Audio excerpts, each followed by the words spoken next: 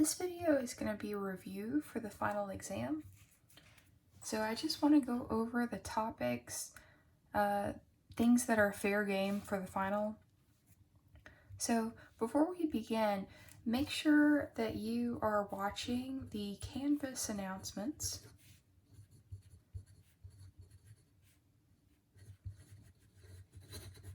So the format of the test is going to be really similar to Test 2. Any additional information will be given from the Canvas announcements.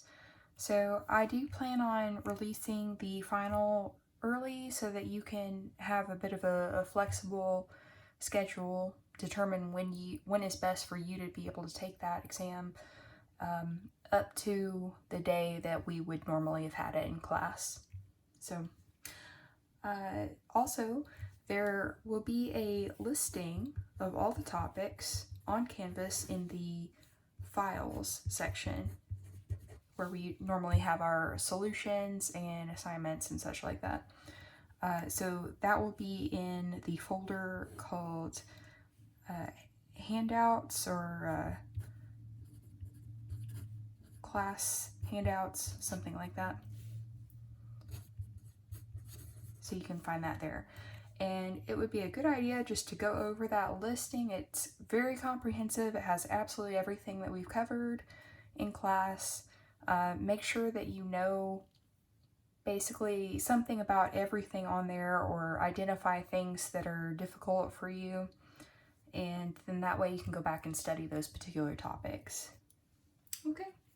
All right, so we'll just begin with things from the first half of the semester.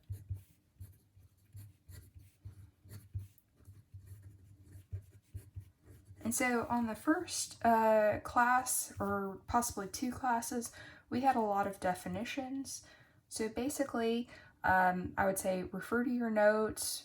If you need to, you can look up something in the book. And of course, if I ask you definitions, anything that was either given in class, as long as it's accurate and I gave it to you exactly that way in class. The wording may be different from the book, but basically the concept will be the same. Definitions, either the class version or the one from the textbook would be fine. Now, most of the time when I ask a definition or to explain a basic concept, I'll ask for it in your own words. And basically, I just want you to kind of relate what that concept means. So, basic concepts would be things like explaining the basic idea behind stability and what it means in our class. Terms like quality of stability, how well a system that has a controller already implemented in it is stabilizing that system.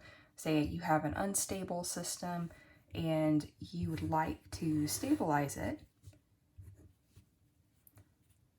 So we know what stability means.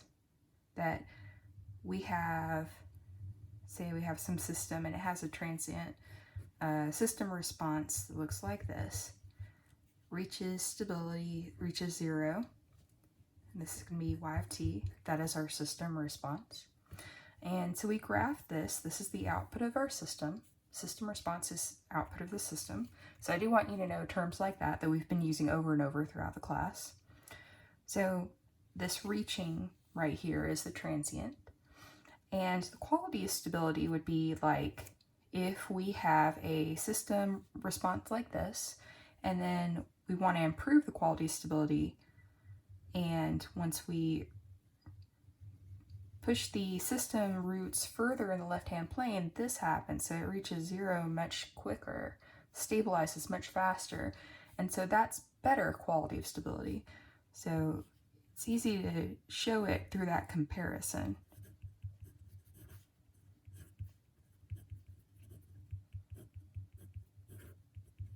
Okay, so just terms like this that we've gone over and over, some that I do expect you to know for system concepts, things like control, of course, What is a control? Plant, concept of disturbance, things like that. These are things that we refer to over and over. System, and these definitions were pretty much covered the first day of class. So a plant is, of course, the transfer function representative of our natural system, or in our differential equation mode, it is the natural system itself. That is the scenario that we are acting on to influence a certain kind of behavior. Okay. A disturbance is an unwanted, parasitic, unknown, and basically unknowable input to our system. So basic ideas, and this was a question, this was a definition that was given on the first test. So those were elements that stuck out in the definition, that it is unknown, unknowable, parasitic, and an input. It's something we can't know, we can't control. Okay, the system is, of course, our overall scenario or environment, the thing that we have our control implemented in. If we have a controller, the thing that the plant lives within. Okay, that is our environment and what we can seek to change with our control. Okay, and the control, of course, is the interconnection of components that are influencing a system in such a way that we are able to change the output to be some desired output. And now that's basically just me putting it in other words, but you'll find that the definition for all these things in the text is very similar to that. So again, either definition you can refer to. Okay. All right, so one thing that we really talked about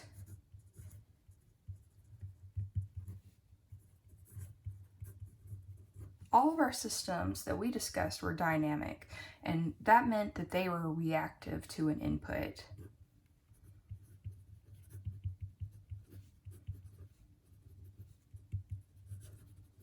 That if you changed the input, the output changed as well. We can also model our systems with differential equations.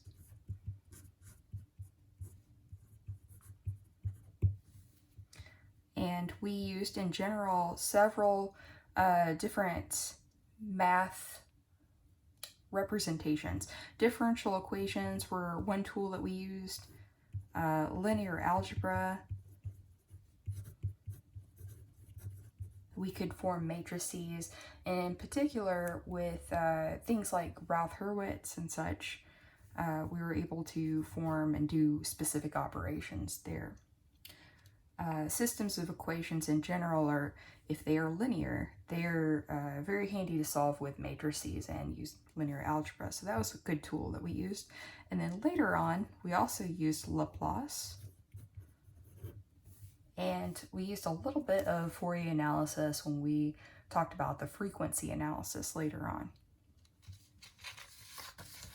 Okay. Some other concepts that I would like you to know.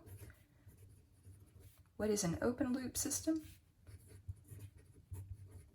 What is a closed loop system?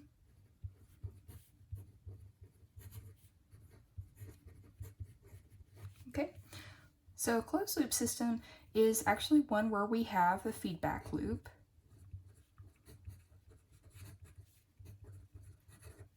That involves our system output being fed back towards the input and then utilized in our controller if we have one. And the closed loop system, the open loop system does not have that feedback.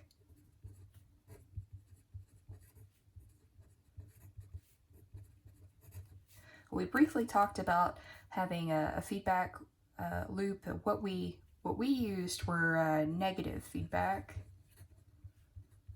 And in general, that is the type of feedback that is predominantly used in control. You can have a positive feedback, but for the way that we used this, what we viewed error as, and we'll talk about error a little bit in a minute, we defined that as what we wanted to have minus what we actually had. Okay. And so in this case, that is why we have negative feedback, because our whole system is built around error and achieving a set point or a command signal. And if we don't have those things, we are going to either achieve system stability or compensate for a disturbance, or both. We could do any combination of those things with the disturbance. Okay. One of the other things, as far as concepts that I'd like for you to know, what is the natural system? And really, let's talk a little bit about the differential equations. So at the beginning of the semester, we viewed our system modeled by differential equations. Here's an example, something like this. This would be an example of a natural system. There is no controller present here.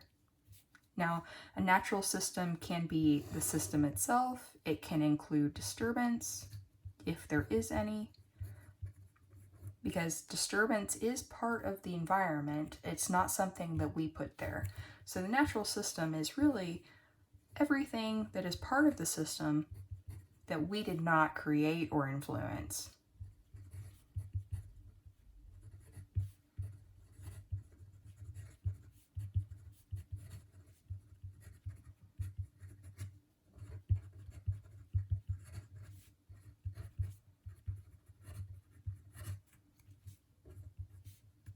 Or the control engineer's influence.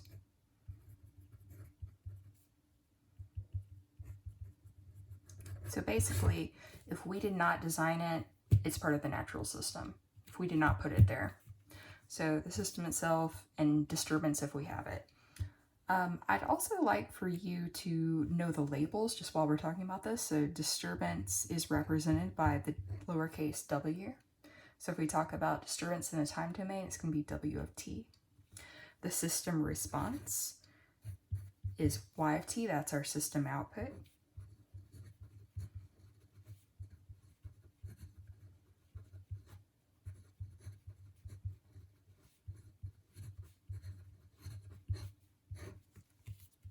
And the control signal is represented by a lowercase u. And we've been dealing with that, so that's no surprise to anyone. Right there. Okay. And I think that that is actually all the symbols that we dealt with for the system itself. Okay. Moving along. Know what initial conditions are. And in terms of solving a differential equation, how to plug those in. So this was back to the very beginning of the semester when we talked about this. We talked about something called the general solution. So the general solution was the solution of our system's ODE. So we represented our system as a differential equation like this. And in order to get the solution, the y of t equals whatever that is the general solution. So we do have a solution of the ordinary differential equation that models our system, okay?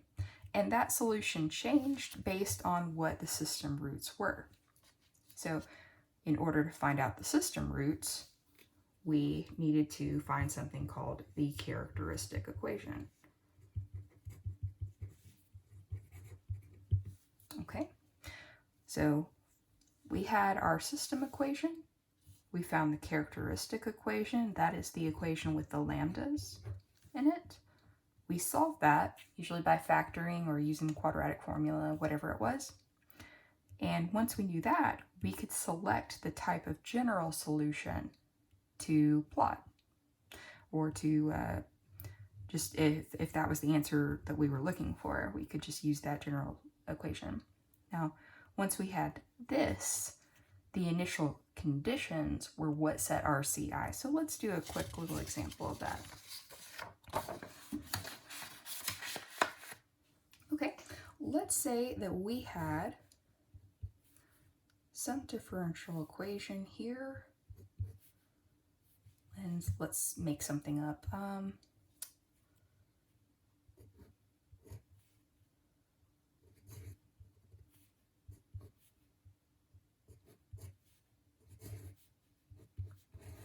Okay, so here's our system.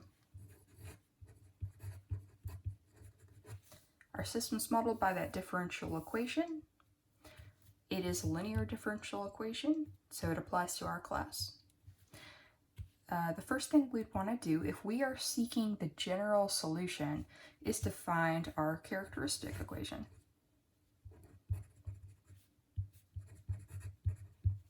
Or that can also be called characteristic polynomial. Okay, we do that by replacing every derivative with a power of lambda. So y double dot, which is the second derivative of y, would be replaced with lambda squared. And then the single derivative is just a single lambda. And then we have this 4, and that's a y, so it's to the 0th power. It's however many derivatives, and we don't have any derivatives here. So that's just a 1. So I won't bother writing it. Okay. In order to find the roots, we find the roots of the system from this characteristic equation. Okay. So now if we factor this, we should find that we have a repeated root at -2. Well, you can use the quadratic formula or whatever you need to do here. Okay.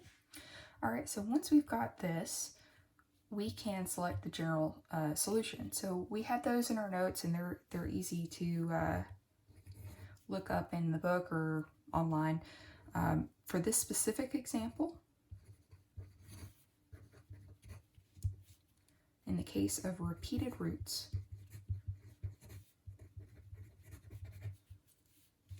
y of t, that the solution to this differential equation would be, we have a c1 e to the lambda t. Now there's only one lambda value because they're repeated. But if we had a third root and that was something different, then we would have a c, let's say that would actually be c3 over here. Let me point that out when we get to it. If we had a third root, we would have a plus c3 e to the lambda 2t. Okay, if that root was not repeated, that is. Okay, but this is a case of a repeated root, and that's the solution we would choose for 2 repeated roots. If we had a third repeated root, then we would have a plus c3t squared e to the lambda 3. If there was another -2, if we had a third order equation. Okay, so know that the number of roots always equals the system order, and that is also equal to the order of the highest derivative. For the system model. In this case, it is 2, and that is also our number of roots. You can see that. And the system order, it's a second order system. So really these things are equivalent, and this implies that we would have 2 roots. Okay. All right. So then also know, if you wanted to plug in initial conditions, you would say have initial conditions of y of 0 equals, say, 1, y derivative of 0 equals 2, something like this. We would then take this equation, plug in the 0 for t, and then set that all equal to 1. And then we would have the second case where we take the derivative of this equation, plug in 0 for t, and then set the whole thing equal to 2. So we would have this equation y of t, and then the equation y derivative of t, which is applied to at 0, both applied at 0. And then we could set that equal to, represent that as a matrix, and then just solve that equation. So we would have this set of equations right here. And so you'd have, for this case, you'd have a number here, so you'd have 4 numbers in this first matrix, and then you would just solve it. This is a very small equation, so it would be easy to do by hand, by substitution, but you can always do that with matrices. Okay. All right, so moving along from there, one more thing about this actually. Do you know how to plot it? So basically, the case of a real root that is unstable has the look of this right here or this right here, depending on that value of c. C may be given to you. Always label your axes when I ask you to plot something too, by the way. Okay. Let's say we have the real root that is stable, and everyone should recognize this plot as well. Again, depending on that value of c, this is c times e to the lambda t for both of these.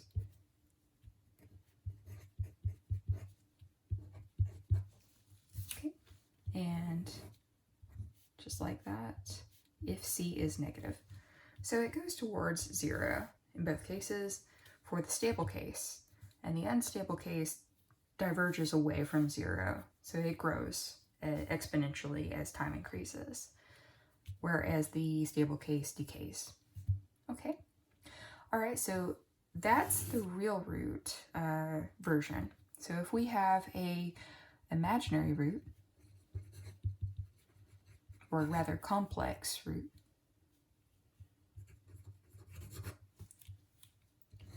so let's say that first of all, we just have the imaginary root. So I'm going to go ahead and do that. So let's say lambda equals 0 plus j alpha, where alpha is any constant number, but we have a 0 real part. So it's completely imaginary, and if we were to graph that on the complex axis, we would of course have a pair, so this should be plus or minus. Okay, but they have a 0 real part. So in this case, should be sinusoidal or harmonic. The magnitude of this will vary depending on the value of alpha. And also, we can have our constant out in front of it. So we'll have sine, cosine comprising this answer. But y of t versus t, we should find some harmonic right here. Now, if it's purely imaginary, it is not going to decay, and it is also not going to grow unless we have other roots that are influencing the solution. If we're just talking about an imaginary root, this is what we termed the marginal stability case.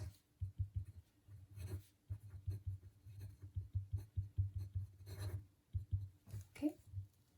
Interestingly enough, if you recall from talking about the Nyquist stability criterion, in the Nyquist plot, this was also the case where we actually had a encirclement that touched that -1.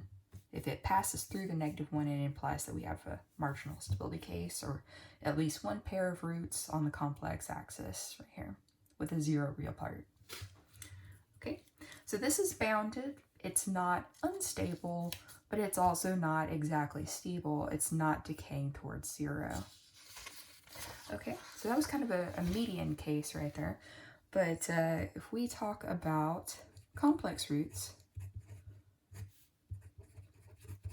so we have the unstable case. Let's talk about that first. So we would have harmonics, of course, and I'm almost about ready to draw a stable case, but harmonics, and they are going to expand as t increases. So it's like we have a combination of these two earlier cases where we have the expansion, we also have the harmonics, so you can see that. Anyway, as t increases, this does increase, and this is of course y of t versus t. So that's the unstable case. Now, if we have the stable case, we again have harmonics, and C, the value of c influences where this starts, by the way. This depends on c, if it's positive, negative, or what value it is in magnitude. This is going to decay as time increases. So this is the stable case with the complex root. Whenever you have complex values, you will have these harmonics. And then the value of the real part of that, let's say we have alpha plus or minus j beta. The value of the alpha in this case is what's going to influence the decay or the expansion. And the harmonics come from the complex part, the imaginary part. Okay, so those are the main shapes that we will have in our plots. Of course, we do have the repeated case for the real roots.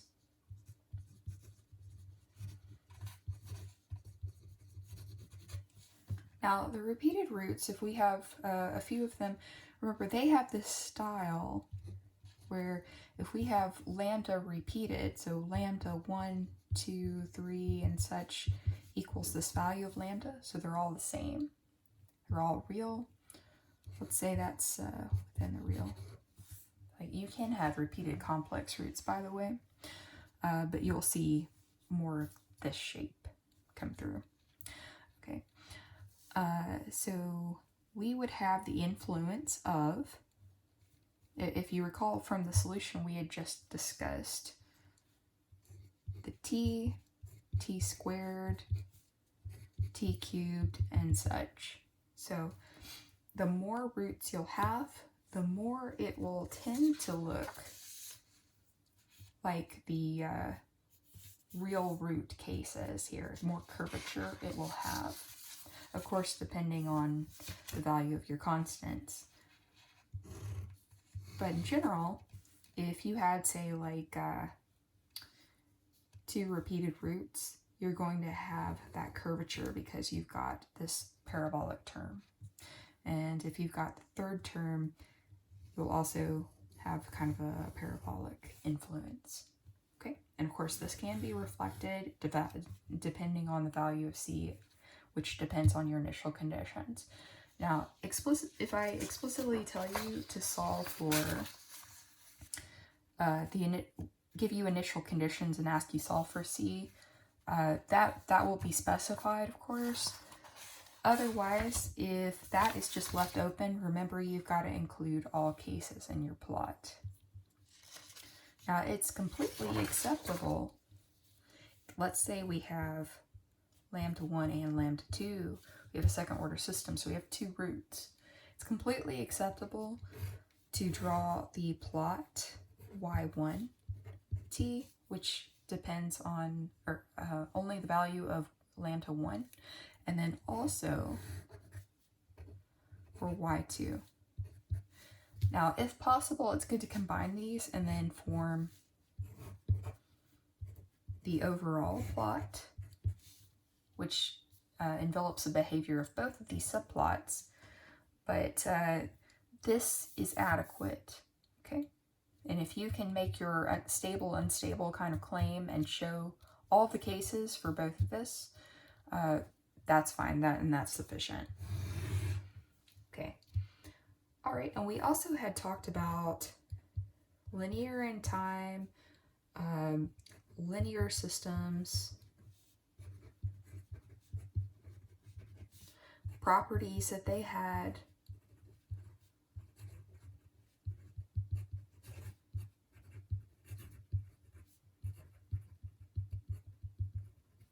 Okay, so I'd like for you to know the properties and then also what type of systems that we are dealing with in this class. So we are limited to linear systems, and out of all linear systems, we have this special type of linear system called linear time linear time invariant. I transposed those letters. Yes. Actually, LIT is also a control term, but it means something completely different. It's linear in time, but yeah, we're not really talking about that right here. But yeah, linear time invariant systems are a subset of linear systems, and we have the properties of homogeneity and superposition, which allow us to perform the solutions and the techniques that we have learned in this class. So basically, because of superposition and homogeneity, that's why I can break this problem up into two separate graphs and then combine them later. I can turn on and off parts of the problem and then find my general solution by combining those different solutions. Okay. Now, as we moved along, we talked about stability, and before we get there, I'd like to talk a bit about the canonical forms.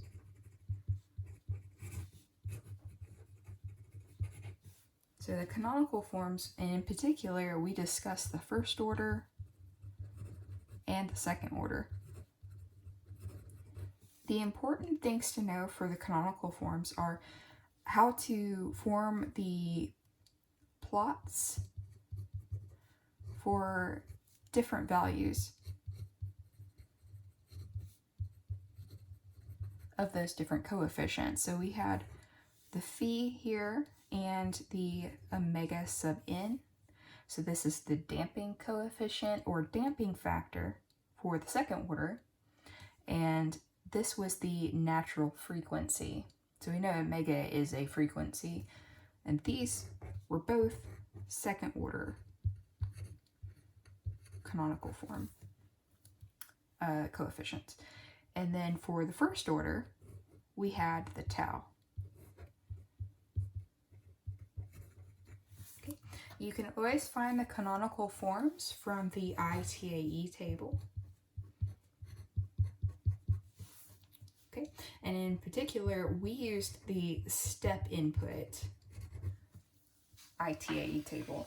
And if you had version 13, that was the one that was on page 319, but it is in every single version that they've ever published, and it's also on Google and other places as well. But yes, the rows of the ITAE table represent the canonical forms. Okay, all right. So, and actually, they are the canonical forms at their optimal state. So, the optimal values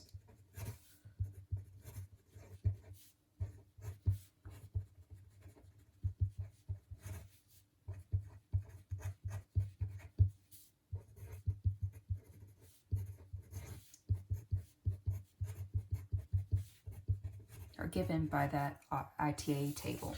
So if you do look this up and you refer to the ITAE table, for instance, you'll find that the phi value is optimal at 0.7. Okay, the damping, that is a damping coefficient. The natural frequency is actually left up to you because that can change for your system, and there's not really an optimal value of that for a particular system. It's more of the optimal ITAE model would depend on what this is for your system. So that's why it's left up as a parameter for the ITA table. Okay.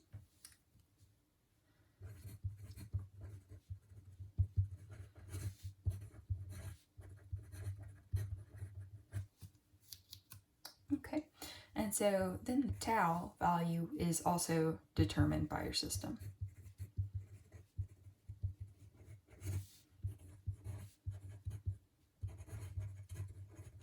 I'd like for you to know the range of possible values for these. We usually talk about a phi being between 0 and 1.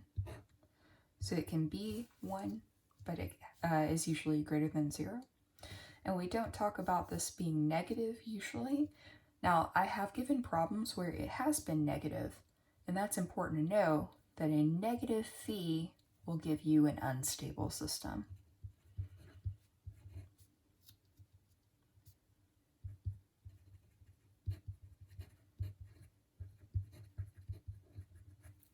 But usually we stay within this range, and definitely if you are designing a control and you are allowed to pick a value, if you're able to pick the optimum value, that is best. But if you're not able to pick this value, if it has to be something specified 0.5 or less, then just stay within this range. Okay, now these two values are always positive by definition. So we only deal with positive frequencies, and we always deal with positive time. Tau would usually represent a value of specified time. So, and make sure, I always draw it this way, where I start at 0 and go towards positive time, but definitely always stay within this part of the axis. Don't graph for negative time, that doesn't make sense. Okay, and same with the frequency.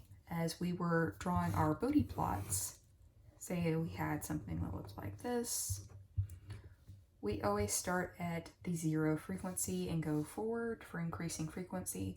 We never go backwards. Okay, I'd like for you to know how to use the canonical forms to design a control, how to pick the values. And we'll talk about control design momentarily. Okay. So again, back with the canonical forms, how do these different parameters affect the way that our plot looks? Well, with phi, for example, these are second order, and this is our first order parameter.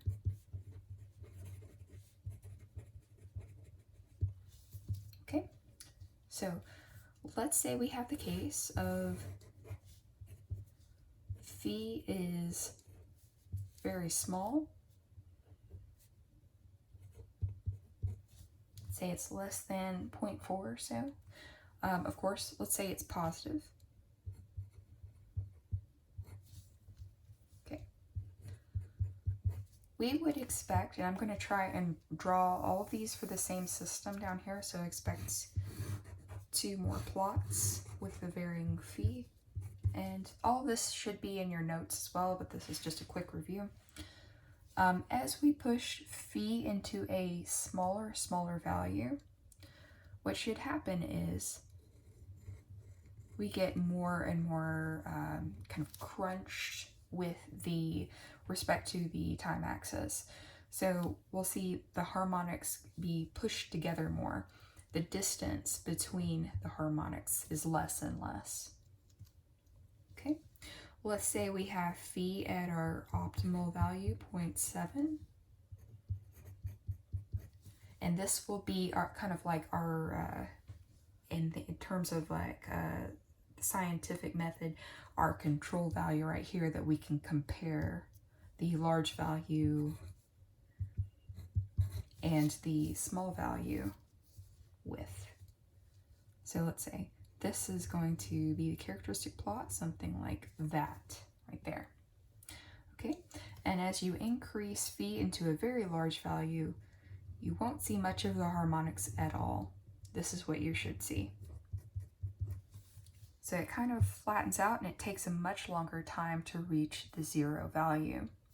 Where here at the optimal value, it reaches fairly quickly, but you have less of this ringing, these harmonics. Okay, so let's talk now about the frequency. So really the relationship that you need to know, frequency and period, a time period, have an inverse relationship. So therefore, if I increase the frequency, then I would expect that my time period would get smaller and smaller.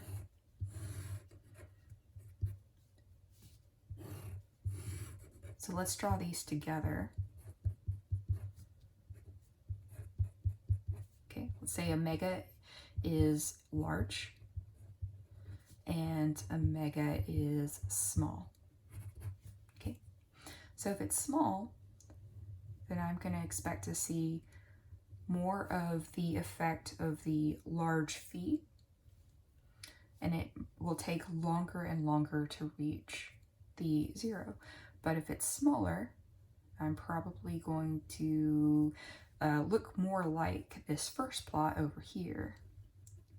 Okay, now if you are making omega n larger, usually what you're doing is shoving your system roots further and further in the left-hand plane. And if you remember, that is great for us. That is what we want in this class.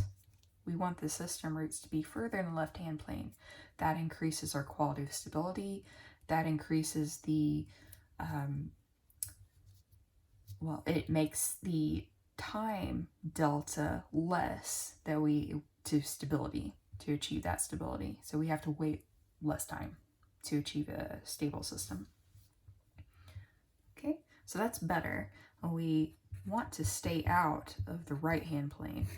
That is where our system becomes unstable.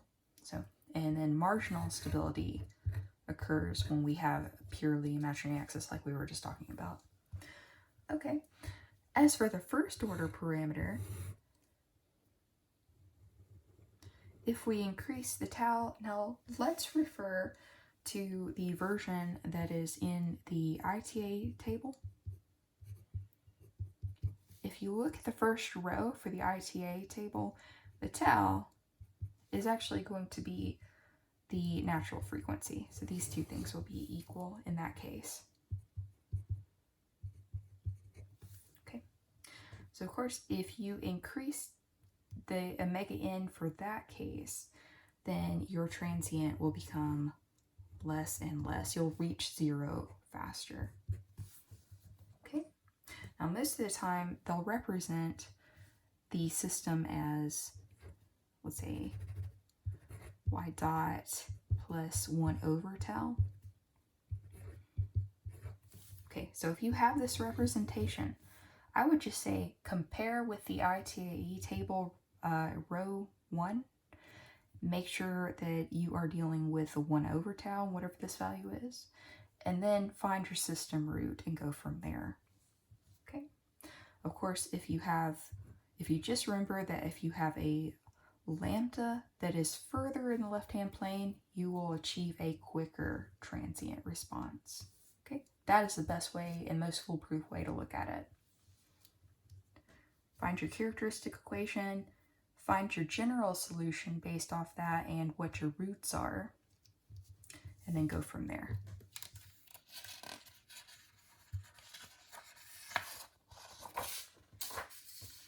Okay, so let's talk about stability a bit more. Okay, so we already know how to find the characteristic equation, form the general solution. From the second half of the semester, I would say make sure that you know how to form the transfer function.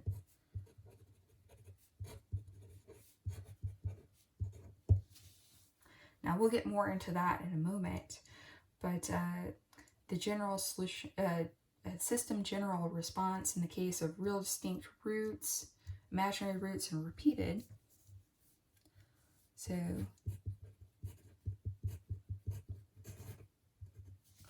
Stability happens when our roots, our system roots, are over here in the left-hand plane and they stay out of the right-hand plane.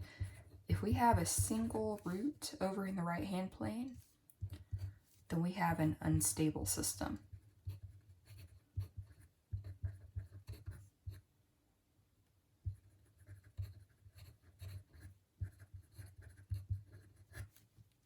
So we want all lambda I to be over here. Now, when we're talking about the differential equations, that is the first part of the semester, we would look just at the characteristic equation. And from there, we would find the roots. And that would tell us if our system was stable or unstable, if we had a single root over here or any number of roots over here. Now, in the second half of the semester, we were dealing more with the transfer functions. And from there, we were examining the denominator, the QCL. So we had a PCL on top. This is the closed loop transfer function for the entire system. We're talking about system stability. This is what we would be looking at. We would examine that QCL, and this is actually our characteristic equation. So again, we're doing the same thing, it's just in a different place. From there, we would get our roots, and then that would tell us if the system is stable or not. And the same rules apply. It has to be over in the left-hand plane. All of our roots have to be over here. If there's a single root in the right-hand plane, or any number of roots over here, however shallow they may be, it doesn't matter. It's going to be an unstable system. Okay. So be able to draw examples like we were talking about before of stable and unstable, of different solution cases. Let's see here. Next thing. See, know the concepts behind what is a controller, what is a compensator. This was the goal when we were designing the control. The compensator is GC. It is also, this is our controller component, but the transfer function component itself is the compensator. Okay, and that's what the C actually stands for. Where the characteristic equation is in both types of cases. If we're dealing with transfer functions, it's here for the closed loop system. If we're dealing with a differential equation representation, this kind of thing, this kind of representation model, the characteristic equation is something we form with the lambdas. Okay. And say here, I wrote this on purpose. We have the controller put in here. If I want to find out what the system stability is for the natural system, I don't use the controller in that equation. Okay, so that's why I just set it equal to 0 for the characteristic equation. Okay, I feel like I might get some questions about that. I recall in test number 1, and we'll talk about error a bit, but I recall that we had a problem that it was sort of, maybe it was a second order, something like that. And I said, we have this problem right here. Give me the aerodynamics equation.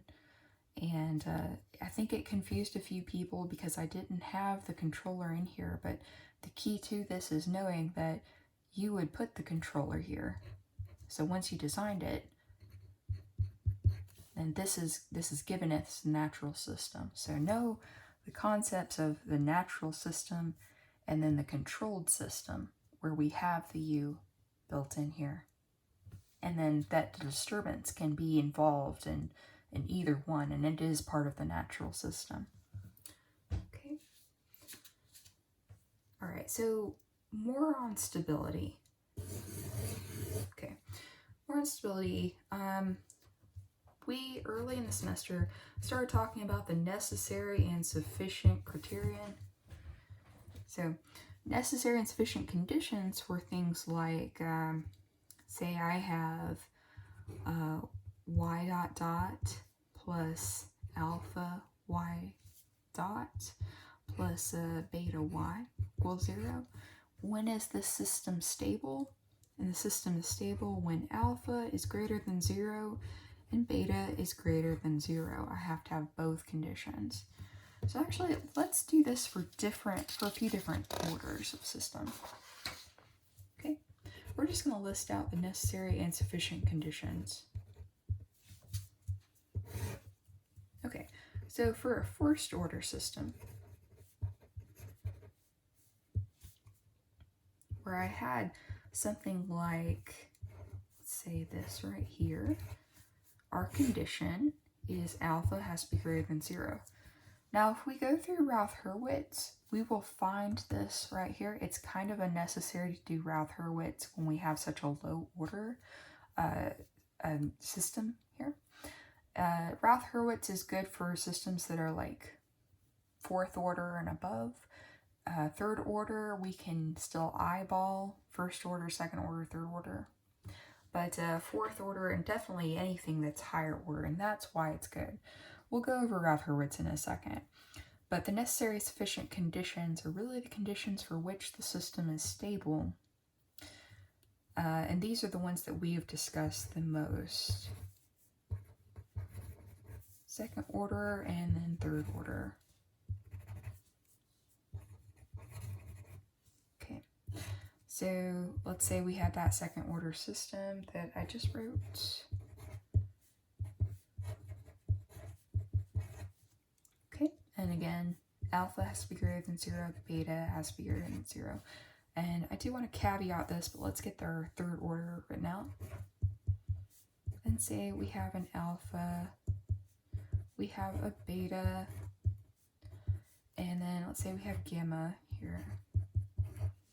Okay, in this case, our conditions are going to be alpha greater than 0, beta greater than 0, gamma greater than 0, and then we have alpha times beta is greater than gamma. Now really we can eliminate writing this middle condition as well from all combining them.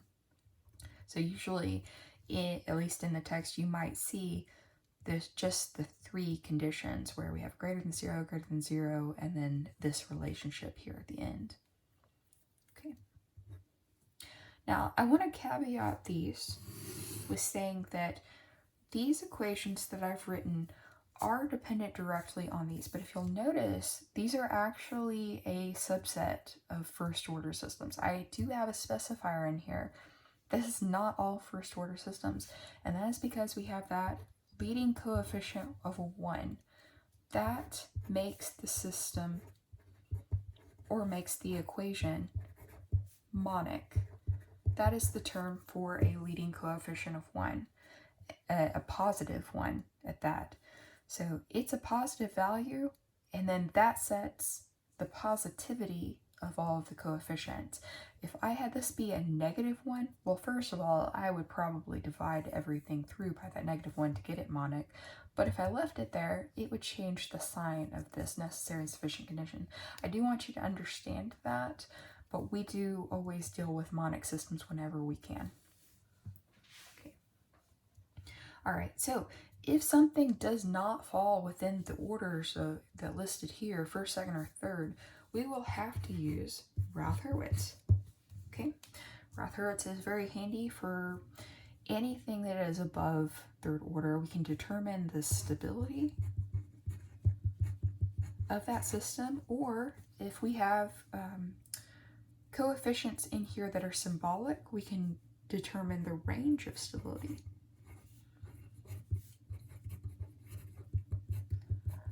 Okay, so know how to apply this technique, and then also the 3rd thing that Routh-Hurwitz can tell us is the number of roots that are within the right-hand plane if the stability fails. Okay, so we'll do a real quick example of Routh-Hurwitz.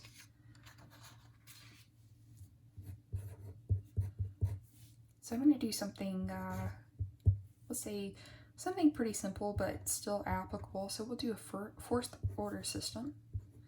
We'll have 4, 3, 2, and a 1. Okay, so now let's say I want to, actually let's stick a k in here so that we can do that range operation. Okay, so Routh-Hurwitz, determine the stability or determine the range of stability for k. Okay, so the first thing we want to do is draw out that Routh-Hurwitz matrix. And so the first 2 rows, since this is a fourth order, we'll just do our leading column.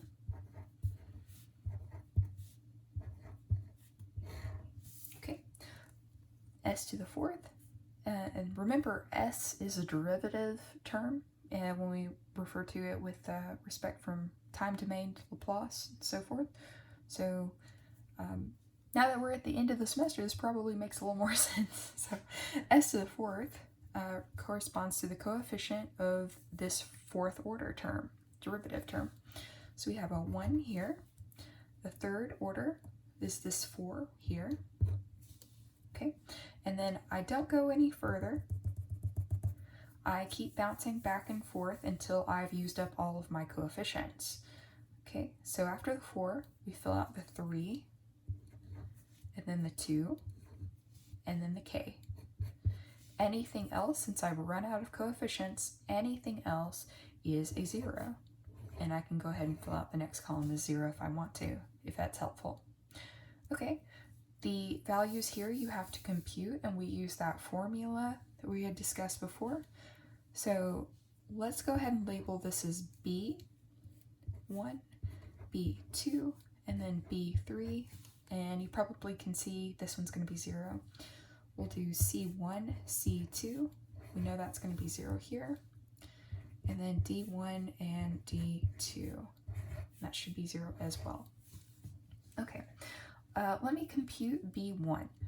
B1 is going to be -1 over the first column value right above it, so that's 4.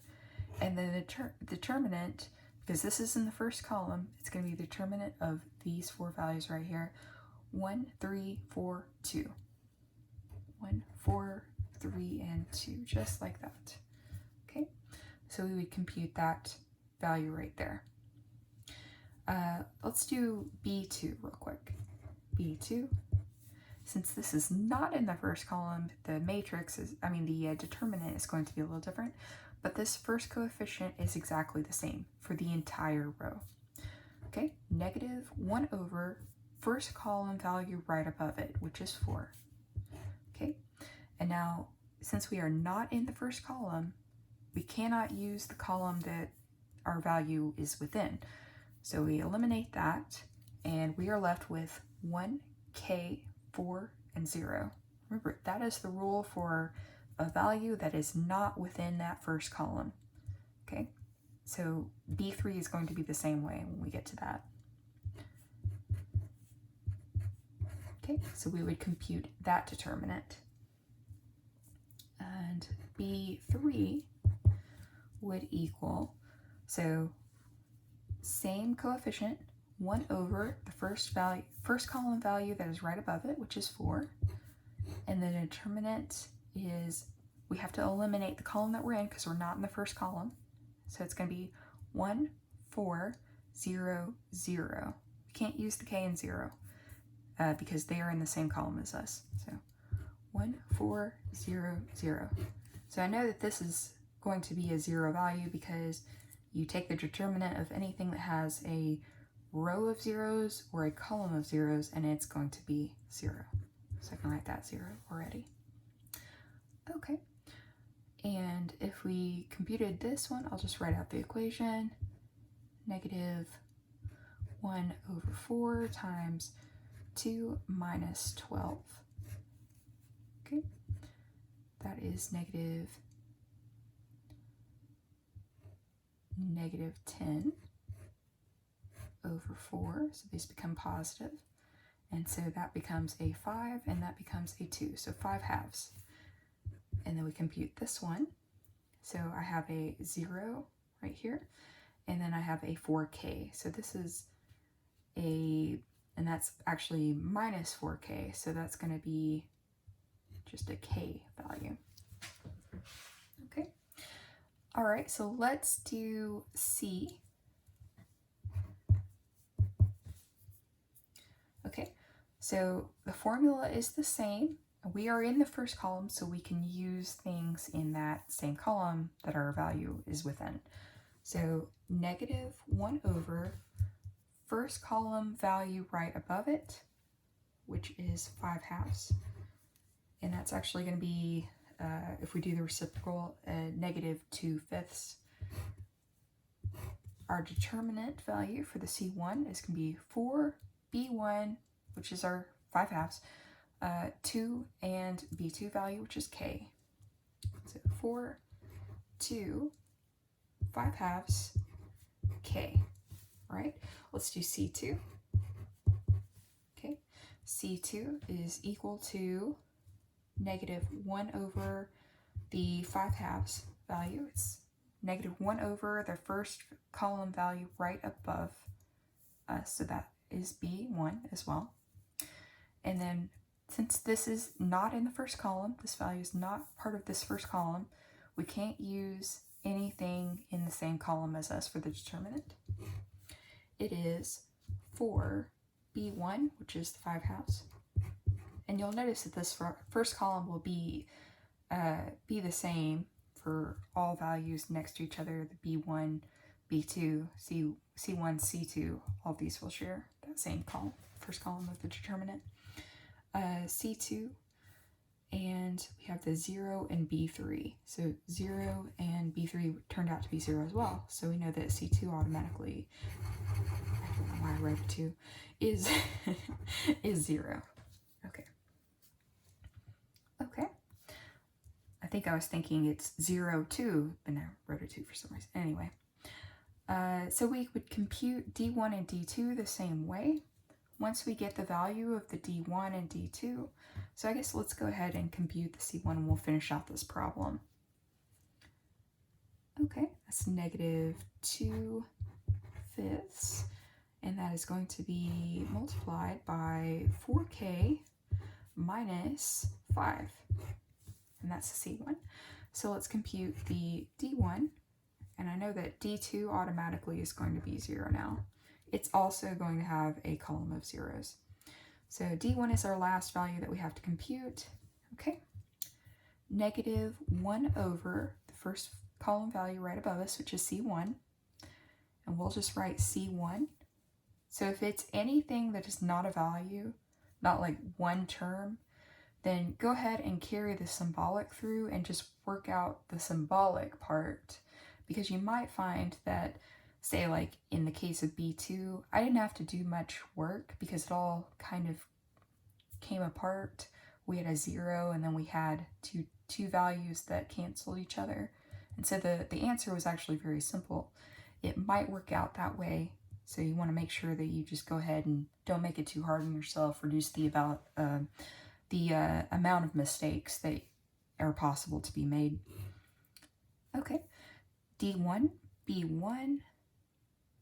So that is our 5 halves value. And I'm just writing the determinant here. It is in the first column, so we can use that first column. And C1 here.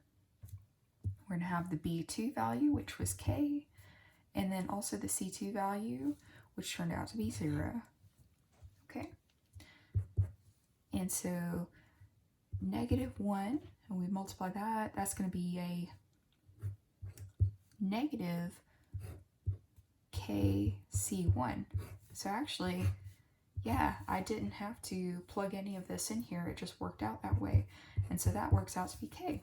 All right, so let's say I computed all the values, and we can actually write this C1 out a little bit nicer. So that's going to be a negative 8k over 5, and that's going to be a 2. So we can write that out. Okay. All right, so once we've got all of these values and we have all of this filled out, we can write our first column, which is called the Routh-Hurwitz array. Okay, Routh-Hurwitz array. And so I also like to put this guide column in there.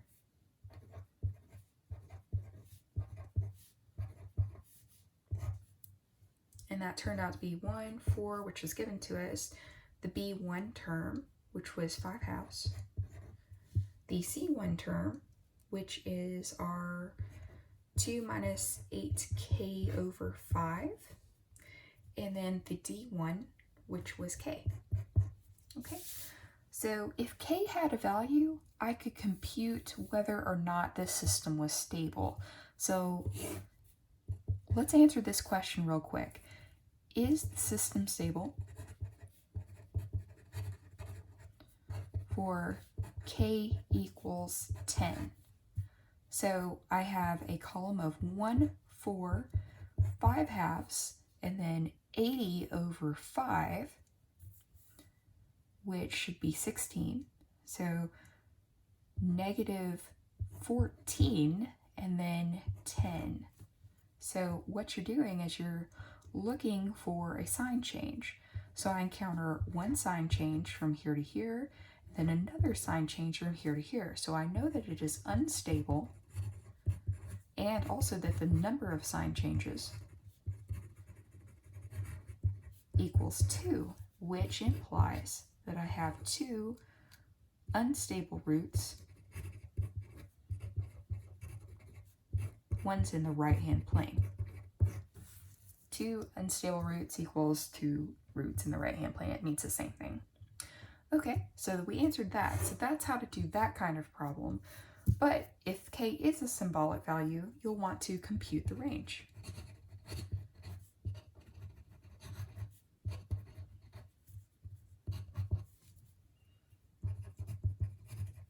Say so that the system is stable. So what is k allowed to be so that the system is stable? So I'll want to do the same thing down here. And so really, I have a positive value, positive value, positive value. What happens here to make sure that I do not have a negative value? And the answer is 2 minus 8k over 5 has to be greater than 0. And I can, of course, simplify this. It is 2 greater than 8k over 5. I can then multiply this out and say 10, 8k, and then I can divide through by 8 and say that I have this, or rather I have 5/4 k. So as long as k is less than 5/4 and k is positive from this last value right here, because we still have to continue down, these are my necessary and sufficient conditions for the case of making this system stable. Okay. All right. So I might then ask you, is it stable for k equals 2? And you would just test in here. So yes, 2 is greater than, or I'm sorry, is not stable because 2 is greater than this value right here. K has to be less than this value right here. So that would make it an unstable system. If k is -1, obviously it's unstable, and so forth. So you would just plug it in here, do your test, and then you can determine if it's stable or unstable. Okay, so that's Routh-Hurwitz.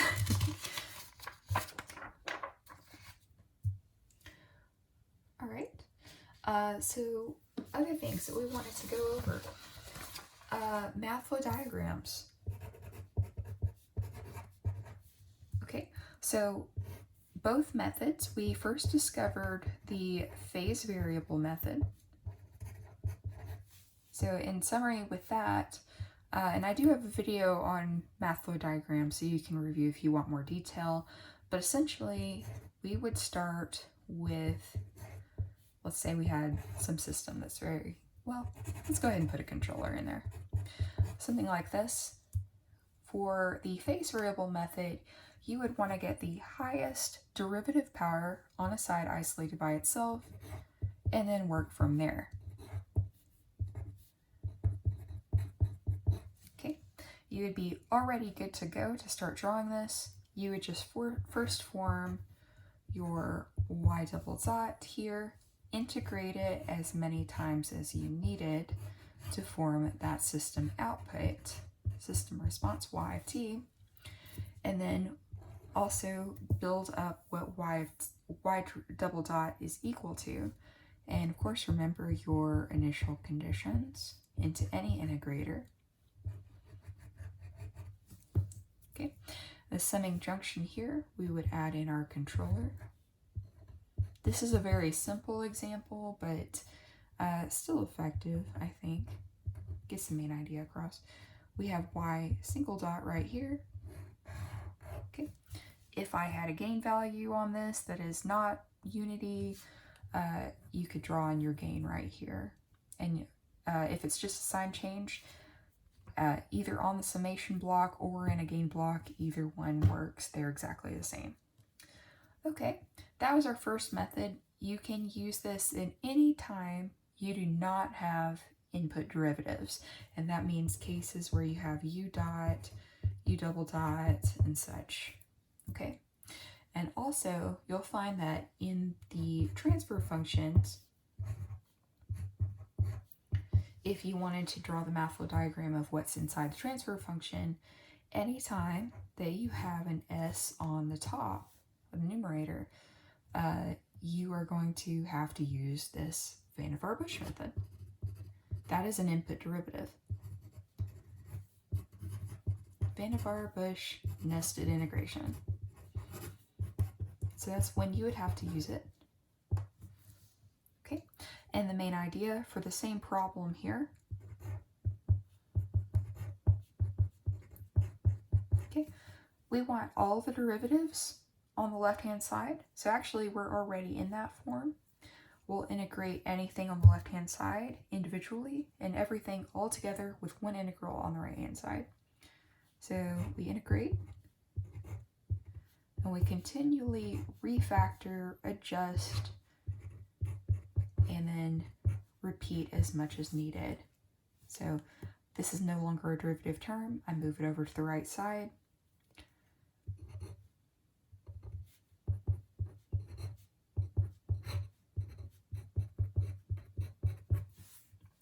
We can then integrate again. And you want to stop when you have the y term revealed, no derivatives.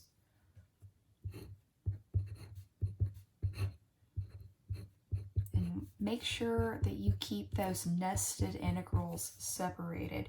Use parentheses, use brackets, keep it neat, because otherwise it's very easy to make a mistake with this. Okay? And now I have the equation for what y is equal to, so I can just go and directly draw the y and then work backwards. I work this way in the equation and this way in the math flow diagram. Remember the initial conditions, go into the integrator. Coming into this integrator, I would have a summing junction that has, and this is actually very small, so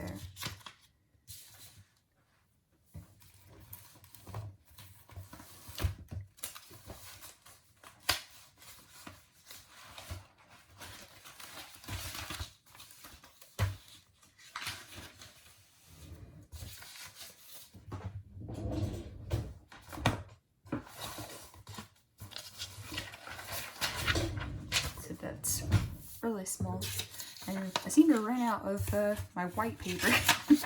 So anyway, drawing this right here,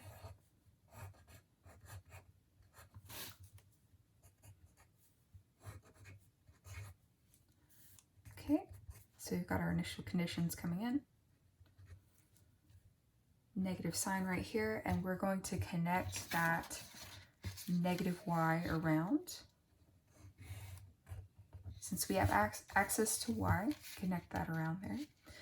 Okay. And then we have the integral coming in. And in this case, I just have u right here. I don't have my equation for u, or I haven't designed u in this case, so I'm just going to represent it with a block diagram. Unless it's specified or you're asked to design the u, you can do that.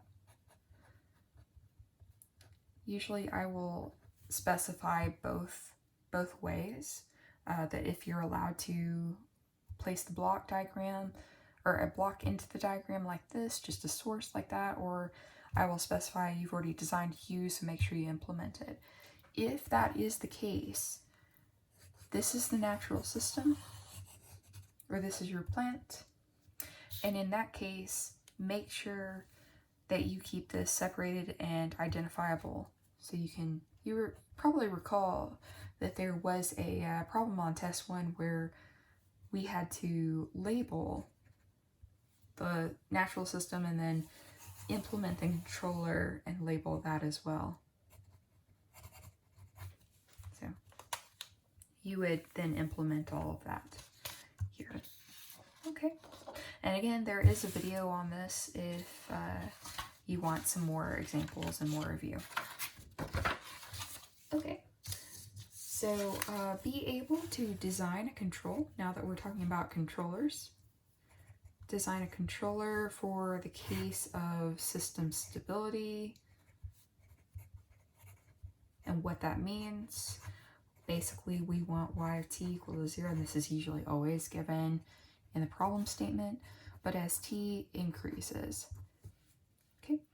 Also for system set point regulation, that means that y of t is going to some pre-specified set point. We have access to that as t increases. I draw of t because this could be a stepwise constant, and that's treated exactly the same. Okay, or the case of command signal tracking.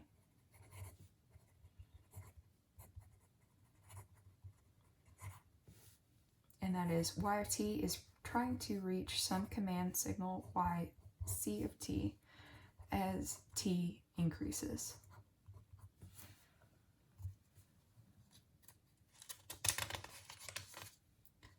Okay. So remember how to do this with our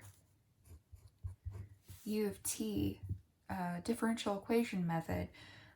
So let's say that I had a second order system, has something that our highest derivative is y double dot. What I would want to do is design this in a minimal order fashion, and we do that because it's extra work, it's extra cost, it's extra effort to do anything above the minimal order design, and minimal order design is guaranteed to get the job done. So y of t is something we want to include. We always want to give ourselves some room to design the gain coefficients.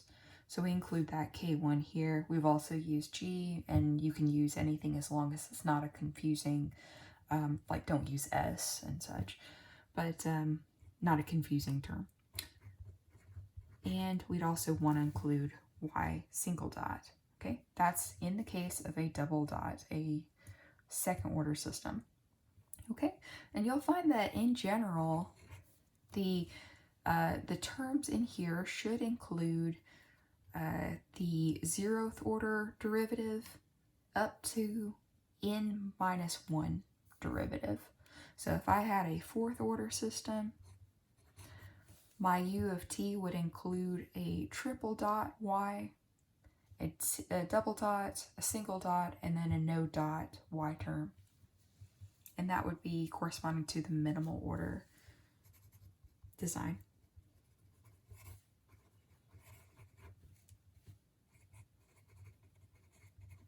Okay. We also design the controller this way for in terms of our GC. Okay. All of our trial designs, and there are videos of that as well if you want to review any of that specifically. But we had the case of stability, the case of disturbances, which was variable. Disturbance could be different orders. case of set point regulation, and then also the command signal tracking, the YC, where we want to reach that command signal and track it. And then we could then combine disturbance with any of these other cases. Okay, and so all of these were used to determine how many free S's that we needed, and then that influenced our GC of S trial designs. Okay, so the only time we didn't need to consider free S was stability, no disturbance. Any other time, we need to at least think about free S into our evaluation. So the first thing you'd want to do is look at GP. Does that give us any free S's?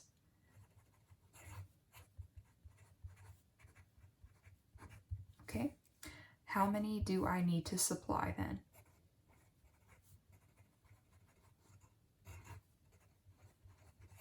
And you can really do these in either order. And then how many do we need to put in our GC design?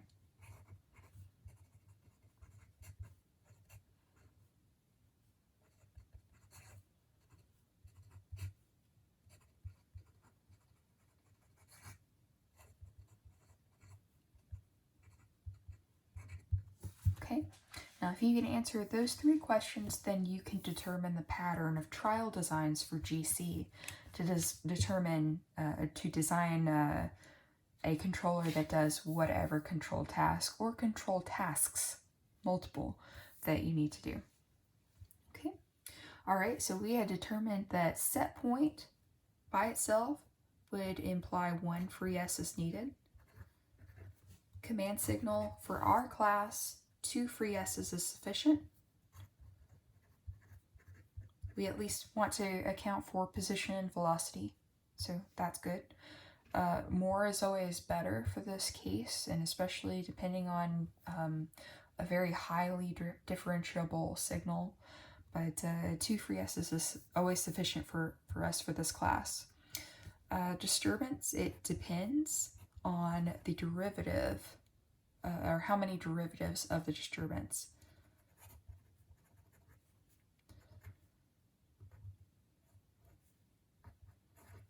Now it depends on what that n is. How many derivatives we have to take of the disturbance structure, the structure of the signal, because we don't actually know the real disturbance. How many derivatives do we have to take to make it 0, or 0 almost everywhere? Okay, and that n is the number of free S's needed.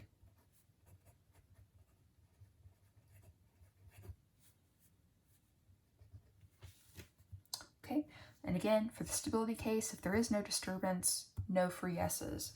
So no free S's by itself.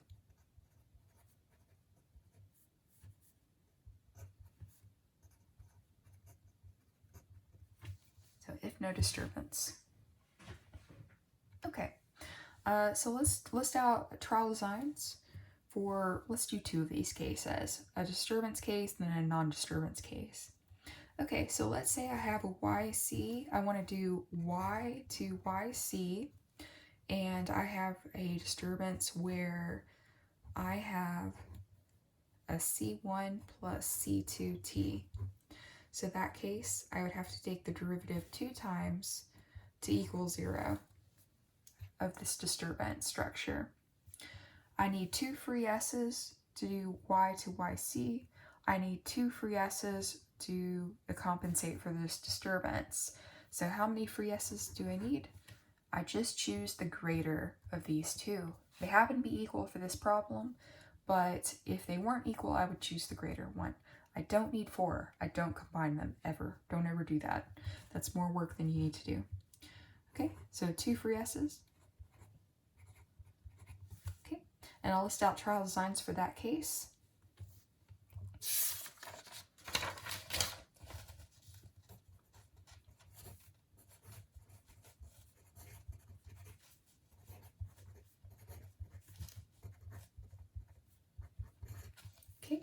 So in this case, GC of S, trial design number 1, would be KC over S squared. Now I'm assuming that GP doesn't supply any. Just another note, you would have to evaluate that before you go forward.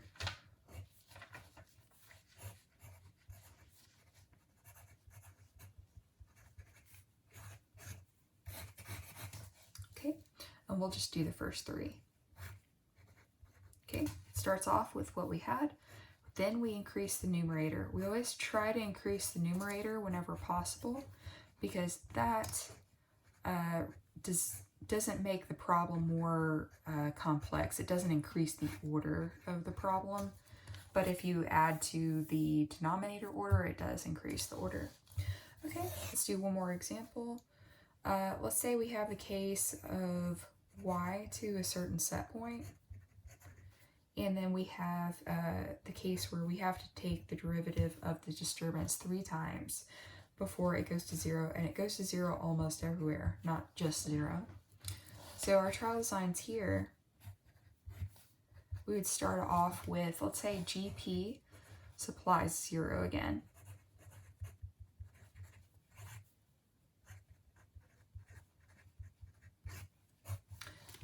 Okay, then we have KC over S cubed.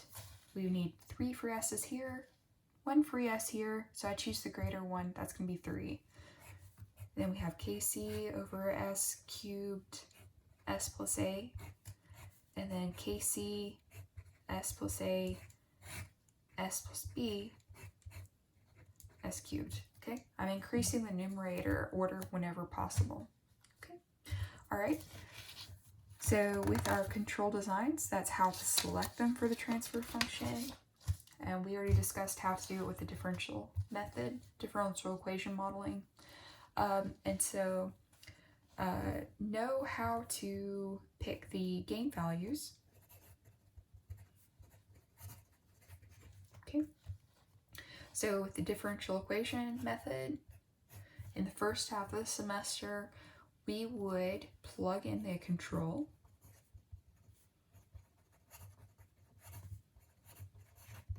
Our control algorithm, we'd plug that into our system. So we had that right there, equals U of t, and we decided that U of t should equal a k1 y dot plus a k2 y. We then combine these, get an equation of just y's.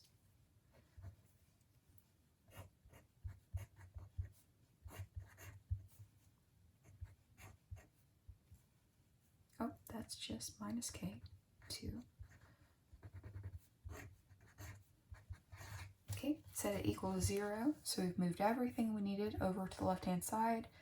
And then if we have a model equation, either be it ITAE or a set of chosen lambdas,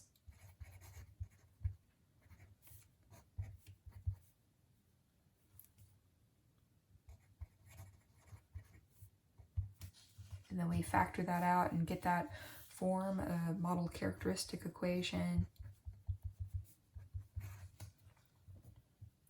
Or if it's a subset of this, where we have, say, the dominant pair, which we mentioned a little bit, this is really a case where you have a pair of complex lambda I. You have at least one pair of those, and it doesn't matter beyond that, as long as your roots are in the left-hand plane. Your system is going to have more of the behavior of the dominant pair, so you kind of get a little bit of better quality of stability for pushing the dominant pair further in the left-hand plane than any of the other roots. So it works exactly the same as the model equations with the root assignment, except that these have at least one complex pair in them. Okay, and remember, if you have a complex root, you have to have a complementary one as well. They influence the behavior more. Okay, and then I think that is about, oh, canonical form, right.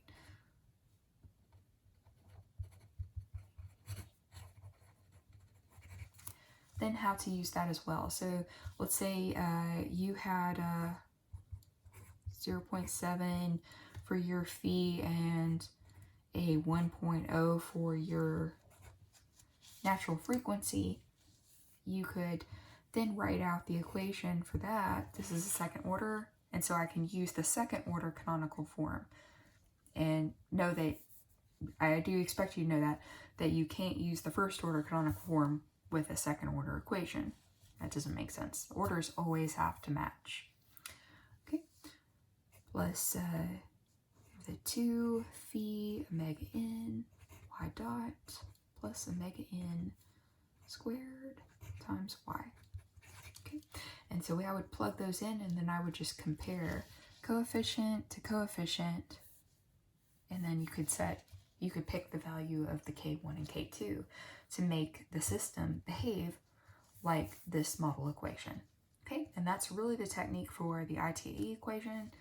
You would just replace this with the ITA row, which for the second order, it is this value, this equation is the same.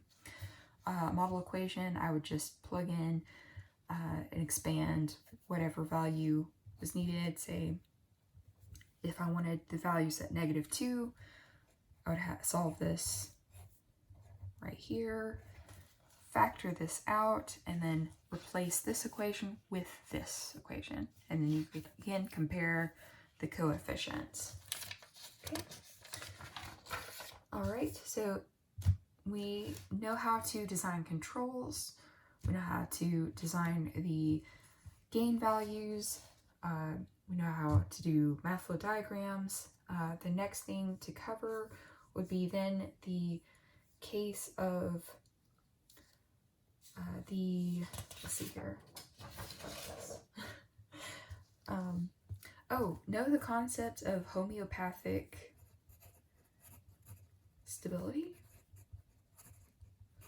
So I had uploaded selected sheets of a paper on that.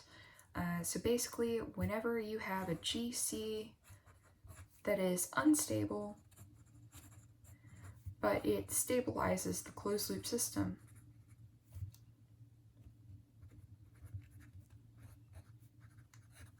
this is a case of homeopathic stability. Okay.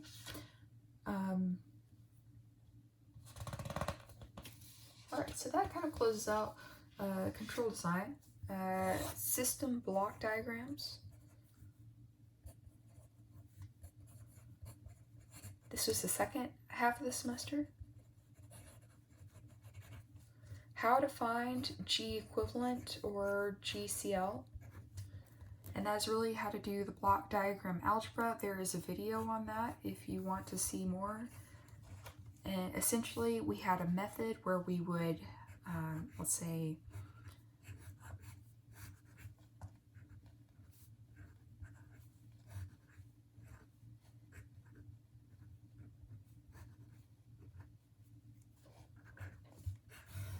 okay, so we had a method where we would first label the lines.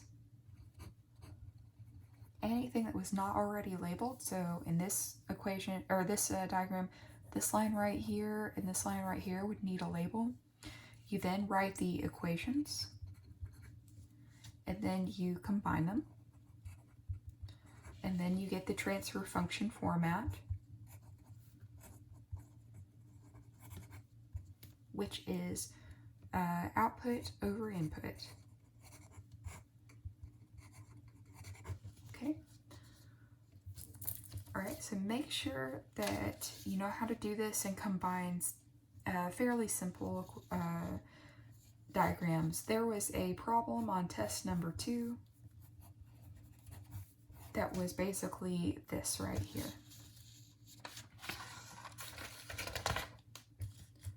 Okay.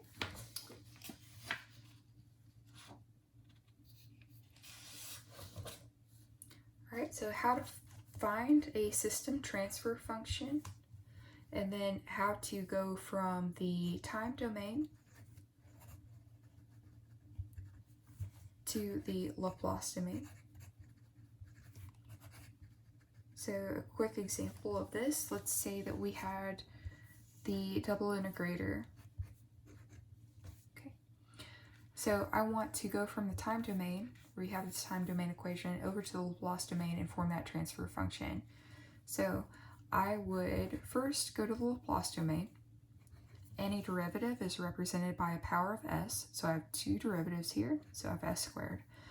Capitalize your y to symbolize that you're in the Laplace domain. No derivatives here, but I do the capitalization. And then form output over input. So in a typical system, y is the output, and so we have output over input. We divide through by the u. And then I have 1 over here, and I divide through by the s squared. And so that is my transfer function in that case, and that's of s.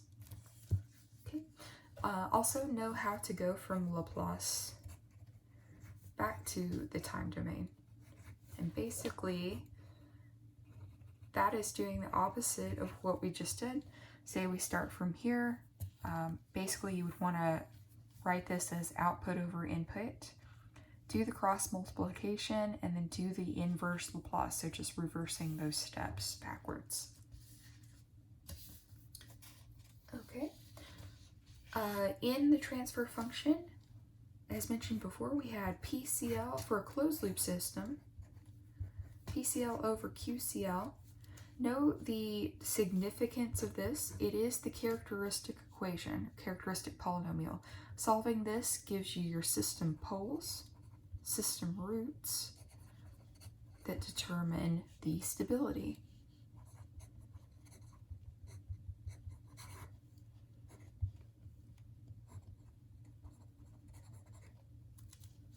Okay. Solving for the roots of PCL are actually the zeros, which we talked more about with the frequency domain and the Bode plots and Nyquist plots.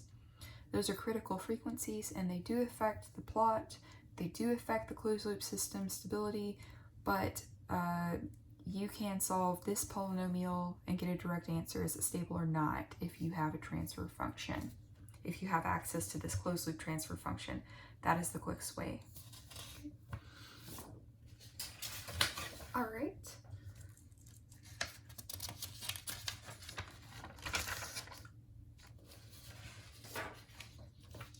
And I would say, if any of this, I would say, again, review the list of topics. If anything is confusing, go back and review that video or review your notes, depending on what part of the semester it was from. And let's see, concepts of the poles and zeros. And when is it okay to cancel? So basically, if we have a transfer function, and I think I covered this in another video, I'm pretty sure I did, but if you are canceling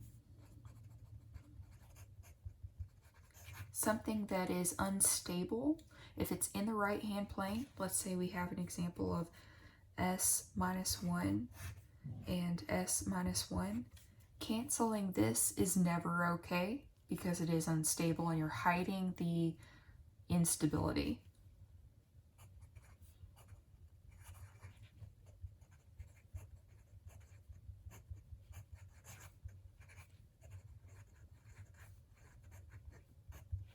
So otherwise, it's fine. If things are in, if your roots are in the left-hand plane, let's say we have the case of like s plus 5 and s plus 6, s plus 5. Even if we have an unstable root over here, canceling this s plus 5 is fine. That is not going to affect our ability to design a control to compensate for this. Okay, but canceling these are. So I hope that clarifies things. Okay, how to form the QCL for a system that is not of that standard configuration. Make sure that you can do that. QCL may change if you don't have the standard configuration, and you would always need to find that first. I did ask that as a question in test 2 and had a very good turnout with that answer, but definitely make sure you still know that. And then, of course, we've already kind of talked about this, but how to design GC for all different control cases, stability, set point, and then also YC. Okay. Also, make sure that you know how to deal with the error dynamics. This is something from the first half of the semester.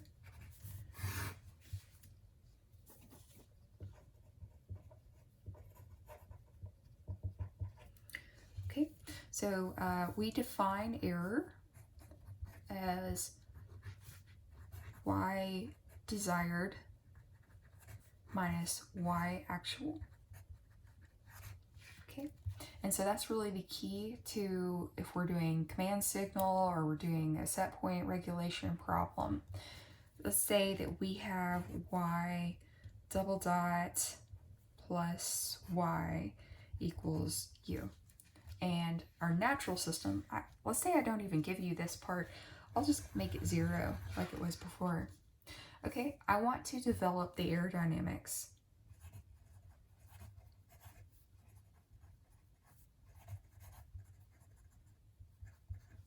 Okay, so make sure that you know how to do this kind of a problem. The first thing that I would want to do is, of course, define the error. Okay, and then I look back at my system and I will want to go ahead and make this a controlled system. Okay, and then from here I will want to go ahead and take the derivatives of this error equation. So we can write that as E equals, let's say I'm doing a set point problem. So y desired equals y at set point for my problem. Then I will plug in y set point for the desired and just y of t for my y actual, because that's actually my system response. Okay, you will take a derivative as many times to match this system model. Okay, you want to match your system so that you can do your plugging in and all of that. So take the derivative here. This is going to be either 0 or 0 almost everywhere, and you will know from the problem directions if we're giving a stepwise constant, set point, or not. Okay, we'll take one more derivative. Okay, now this is key. You should always expect to make a system substitution here. All right, so what I'm going to do is I'm going to write the aerodynamics equation in the style of my system. Okay, so I'm going to take an E dot dot, and I'm going to add to it the E. And then let's go ahead and solve for what this is over here. So I have a minus y dot dot, and then for E, I have YSP minus y. Okay, so always expect that you're going to make a system substitution, and if I write this a little bit more together, I know that y dot dot plus y, which is right here, is equal to u. So I'll just make that substitution directly. If I had a disturbance, the disturbance should also appear in my aerodynamics. So my aerodynamics equation ends up being E dot dot plus E equal to negative U plus YSP. Is it okay that I have YSP in here? Yes. YSP or Y command or any of the derivatives of Y command are fine to have in here. Also, it's you haven't designed our control yet, so it would be okay if we had a disturbance term in here, if that appeared in our problem. The only thing that you cannot have is y dot, and so forth. No derivatives of y and no y itself should appear at this stage. We want to design our control to compensate for any other terms. Here I happen to have a YSB.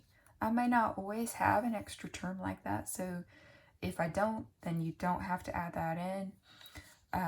We also want to stabilize this side of the equation. So U has a couple of different jobs if we are designing the control. This is the aerodynamics equation, and if we were done with that problem, if that was what we were asked for, we were done at that stage.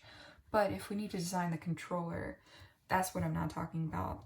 So U will equal, for this, it will take care of any extra set point terms.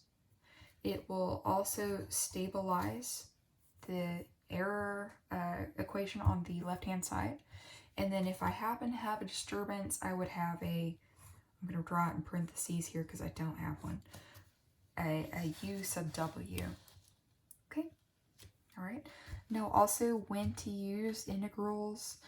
Here I don't need it because I don't have the disturbance term. But if I had a disturbance term, then I would need to include an integral for every derivative. So if the derivative of that disturbance one time was 0, then I would need to include an integral, and so forth. Okay. So all this was covered earlier in the semester and tested on test 1. So you should have that and review those notes leading up to that point. The last topics that we talked about were Bode plots and the Nyquist. Okay, so this was the frequency analysis part. So we had and also root locus, sorry about that, root locus.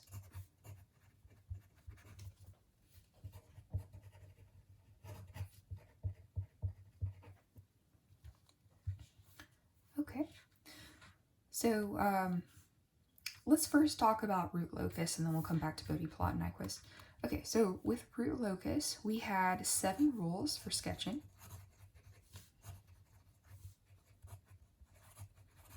I do have 2 videos up on root locus, so if you want example problems, I go through a lot of example problems for root locus in that second video. The most useful rule was our our real axis. I always say right-hand rule for some reason. Real axis rule. So if you have any poles or zeros that happen to be on the real axis, you can fill in a branch. Okay, so that's the most useful one we use the most. Otherwise, basic rules to know: if we have a number of virtual zeros, will give you how many divergent branches there are. So say we just, on the real axis somewhere, have 2 poles together. We can fill in that branch, and then we know that they will deflect off, because it's kind of like thinking about magnets, and they 2 like poles will repel each other. Kind of a similar concept. But yeah, just 7 rules of sketching, how to compute, let's say, the breakout, break-in points,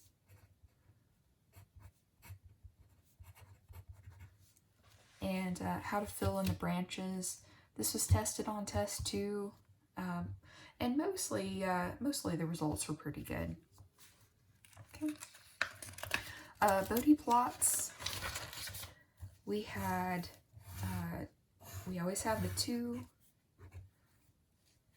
Bode plots. They're plotted with the frequency. Frequency is only from 0 to positive value. Before we can plot this, we need to get that standard form if it's not already in that standard form for the transfer function. And we would say g of s to g of j omega. Okay.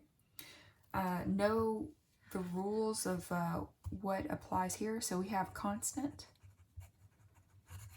Let me see. Let's assume an example. Let's say something is already in the standard form, or we have, let's say, a -10. Yeah. I have a 0 at the origin, and then I have a 0 at, let's say, 100, or sorry, pole at 100. Okay, so the constant is -10, or rather, not at, but of -10. So I'd want to convert that to dB, but do I put the negative sign in that formula? No, I don't. I actually just take the magnitude. So use the magnitude only in the dB conversion formula. And the dB conversion formula is 20 log base 10 of the constant. So I know this is actually -10, but we'll account for that negative sign with the phase plot. And this is where you'll start, for our class at least, this is where you can start for the magnitude plot. So let's say that that value is alpha. So we start here at alpha. And then we would compensate for that on the phase plot by starting at -180. The -180 takes care of that negative sign, and that's where our phase plot will start. Okay? All right, so the next part of this is the 0 at the origin. The 0 at the origin will affect our magnitude plot by an immediate slope in the positive direction of +1, or for a log scale plot, or a plus 20 dB per decade. So a 0.1 to 1, we would increase 20 dB up on the y-axis. Okay. All right. So this is the magnitude plot, and this is the phase angle plot, by the way. We just draw them together, magnitude on top, phase angle on the bottom. Okay.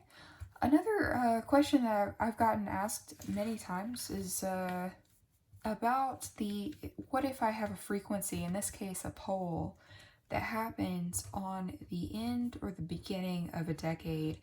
And what I would advise for our class is just to choose a midpoint in the decades surrounding it and apply the effect here.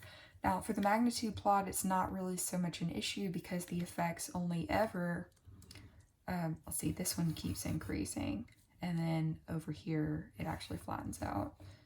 So it would keep increasing, but I ran out of space. Let's see, I'll try to make it look right. And then, so for the phase plot, that's really the effect that will happen. So you'll choose a midpoint in the surrounding decades. Here's the 1000. So let's try and make that more obvious. So this is where our pole actually happens, but I would apply the effect across this area right here. So it's a pole, so I have to reach -45 degrees, or sorry, -45 degrees on top of whatever I have. So I'm already at -180. So actually this would sink it down even further. So -45 on top of this would be -225 degrees at this point. It would be 180 until we enter that zone that we're going to apply that effect for. We reach the halfway point here, and then the full -90 to make this -270 by the time that midpoint is done. Okay, so basically if a polar 0 happens on the end or beginning of a decade, choose midpoints around it and then apply the phase effect over there. Okay, if you've already got something, or if you've already got a value for the phase, remember that effect is applied on top of it. it doesn't go back up to negative 45 degrees, okay? All of these things are additive. They obey superposition. So it may be better, and you can always do this, you can draw out the Bode plot, particularly the phase plot, and then add it all together and make one summation plot, if that's easier to do. All right. Oh, one more thing about the standard form. Remember, we only deal with frequencies, this is supposed to be for, omega, that is greater than or equal to 0. So if I have a standard form that looks like this, or it's actually not the standard form quite yet. Let's say I have j omega over negative j omega over 10, or that was a negative, let's make that a negative 10. Negative 10, like that, plus 1. To make it where I can graph this, you have to make the frequency positive. J omega 10 plus 1. So remember to do that.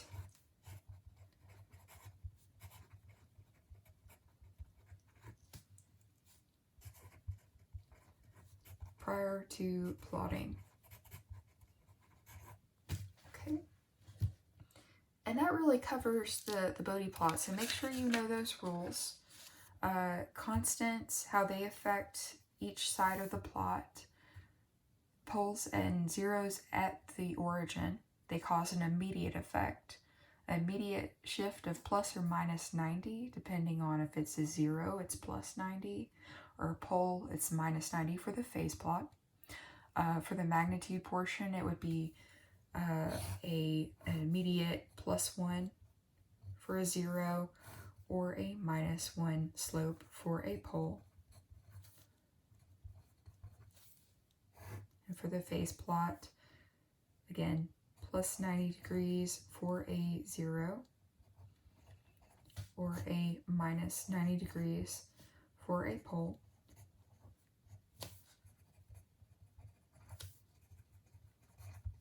Okay. And so that's how that would happen for origins. For the constant, okay, we always take the magnitude of the constant and send that through the dB formula. And if that's positive or negative, it doesn't matter. That's what you would use on the magnitude plot. If the magnitude pre-dB formula, before you even send it in there, is negative, then that shifts the phase plot minus 180 degrees immediately. Okay. Remember, it is not the output of the dB formula. That could be negative. That does not affect the phase plot. If it's positive, then it doesn't affect the phase plot at all. Okay, and then we also have zeros and poles elsewhere, not at origin. Okay, and in that case, you will have this phased-in approach where you have a plus 45 and a plus 90 for the case of a 0. Okay, so at that omega c, at that 0 frequency, then it has to reach plus 45 degrees of whatever was, and at the end of the decade, it will have the full effect of plus 90. Usually, if you are within a decade, you'll stay within that decade, but if you are in the end or beginning of a decade, you can choose midpoints on the decades outside. Exact opposite for the case of a pole.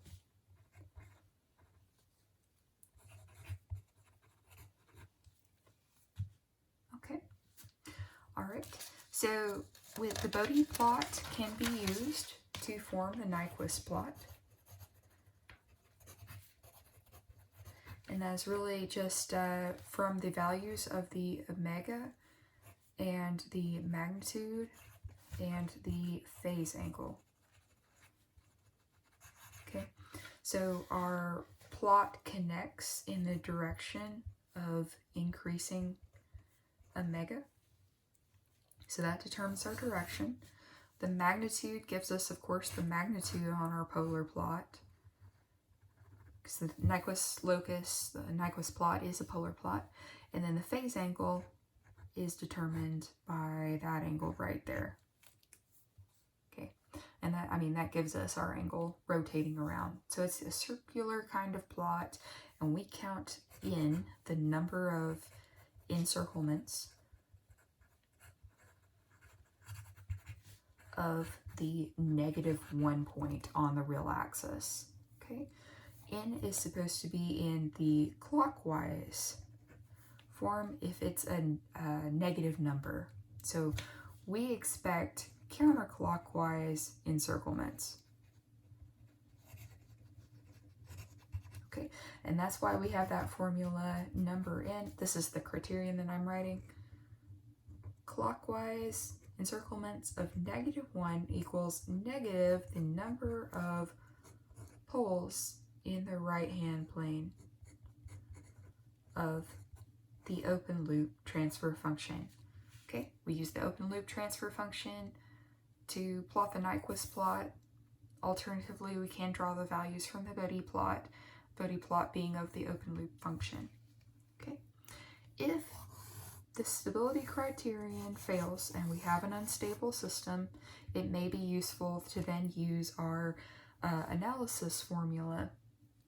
Okay, the analysis formula is given as number of encirclements in the clockwise direction of -1 equals the number of total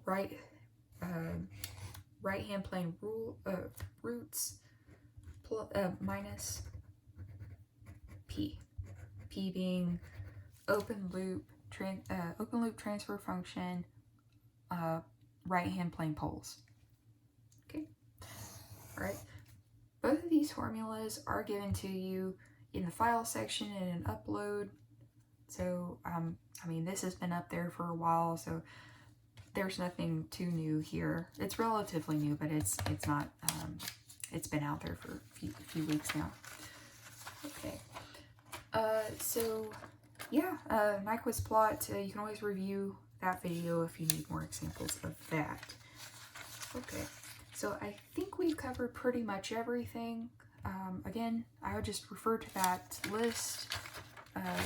They'll be up on Canvas in the files section where it has all the topics, but you definitely want to know everything that was covered in Test 1, Test 2, and then plus the Bode plots and Nyquist